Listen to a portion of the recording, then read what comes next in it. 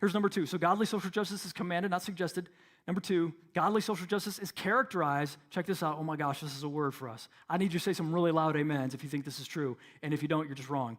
Godly social justice is characterized by kindness, humility, and an absence of contempt or evil speech. God's prescription, the one God says will work, is you got to get rid of all that.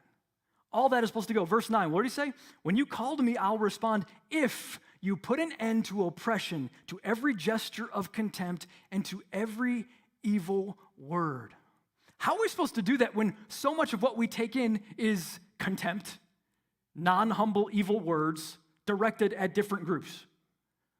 How are we supposed to do that? If that's always before our eyes, instead of setting the Lord always before our eyes, how are we supposed to have conversations that aren't filled with venom? God says, if you want the right prescription, you need to get rid of all the name-calling, all the slander, all the dissing the person instead of the ideas.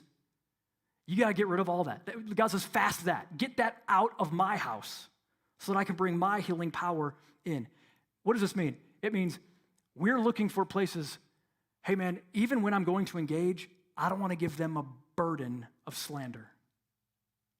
I don't want to give them a burden of contempt. I'm not going to bring in something that is a diss to them. I might talk about the issue. I might talk about how we could do better, but I'm not going to diss the person. The world is super good, because the world loves entertainment, of using slander and contempt for entertainment. There was a video that went viral a couple years ago, 2018 actually. It was between, many of you have seen this. If you haven't, it's worth a watch. We'll put it in the app in the next 24 hours. You can watch it because it's instructive. But it's Jordan Peterson on an interview with Kathy Newman. How many saw this interview? So they're in this interview, and it's you feel so sorry for Jordan Peterson. Whatever you think about Jordan Peterson, he's getting hammered in this video, okay? She is taking it to him, but she keeps saying, so what you're saying is, it's like every other sentence. So what you're saying is, and she's characterizing it very different than what he's actually saying. It's the worst possible way that you could understand it. So she's saying stuff like, so you're saying that all women should just give up. So you're saying that everybody should just accept the status quo and this is fine. So you're saying that anyone's a trans activist is causing the death of millions of people. Now, if you watch the video, he's not saying any of that. But she keeps kind of like putting words in his mouth. And it started this whole like meme movement. I mean, you could just search online, so what you're saying is, and you'll find all these memes that are hilarious. Okay, but that's how we fight nowadays. With contempt, lack of humility. We don't even listen. We say, so what you're saying is, oh, you don't agree exactly with everything that I think, so what you're saying is, and here's what we're saying when we're saying that. We're saying to disagree with me in any respect makes you a bad person. And if you're a bad person, I don't have to listen to your argument. That is not the way. That is not the way of Jesus. And we see it, so I'm not saying you're doing it, but we need to come up against it and say, that's where I draw the line. I'm not going there. That's not how Jesus' people do this thing called social justice. That is not the way.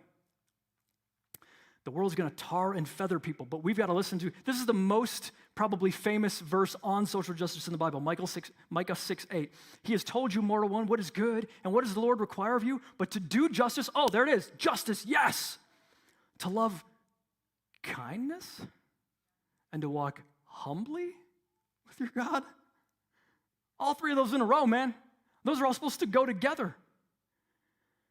So that means when we see or are participating in or are watching a protest that is veering into the death speak, that is veering into contempt, that is veering into, and this is no longer humility, this is no longer kindness. And there are great protests that are super, almost delightful. They're kind and they're great, and it's an expression of beauty. And there's ones that are on the verge, if not violent, there's hatred palpably present. And God says, that is not the way. That's not the way I'm going to do it. That's not the way it's best. And listen to James giving us this advice. We need some wisdom in this time. James says, James 3:17, but the wisdom from above is first of all pure. It's also peace-loving, gentle at all times, and willing to yield to others. Oh my word, willing to yield to others. It's crazy that that's crazy in this time. It's full of mercy and the fruit of good deeds. It shows no favoritism and is always sincere. And those who are peacemakers will plant seeds of peace and reap a harvest of righteousness. Man, we're super short on peacemakers right now. Got a lot of war makers, super short on peacemakers. And he says it'll reap a harvest of righteousness. I don't know if you ever noticed this about Dr. Martin Luther King. His nonviolent protests, all the ways that people didn't fight back, they just took it, they just got beaten, that pricked the conscience of a nation. They were kind. They didn't strike back. They didn't come venomously. They didn't have contempt. And you'll notice the peace that followed the civil rights movement for a couple of decades, it was much greater than right now. Why? Because Dr. King and everybody with him sowed seeds of peace.